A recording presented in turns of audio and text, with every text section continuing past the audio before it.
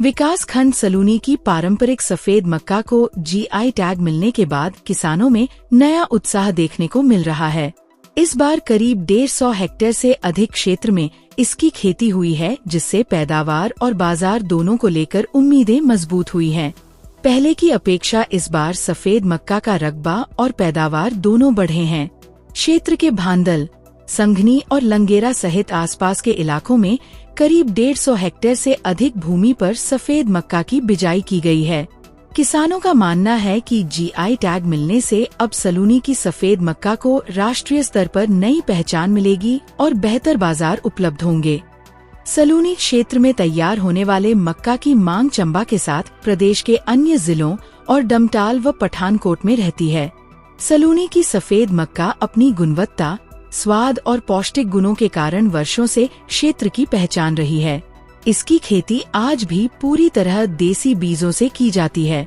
खास बात ये है कि किसान परंपरागत तरीके से इन बीजों को मिट्टी के बर्तनों में सुरक्षित रखते हैं, ताकि उनकी गुणवत्ता और शुद्धता बनी रहे।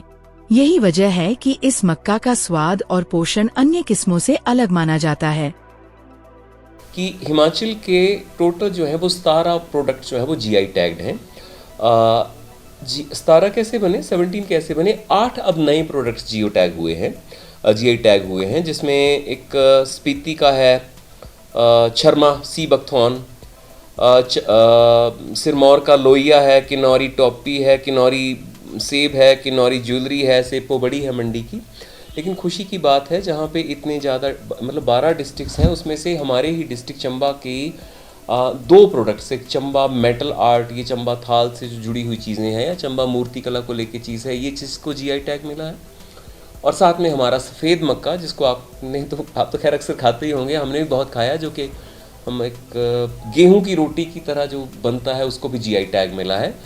तो इसमें माननीय मुख्यमंत्री महोदय ने बहुत सराहना की है। इस कॉस्टे जो है वो फैसिलिटेट करता है, मतलब जीआई टैग देने का जो कार्यभार है वो हिम कॉस्टे के पास है, जो कि एक हमारी संस्था है जिसको हम बोलते हैं Himachal Pradesh council for science, technology and environment, HIMCOSTE. तो हिम कॉस्टे जीआई टैग देता है। इसके बाद आपका एक तरह से ये ब्रांड नेम बन जाता है।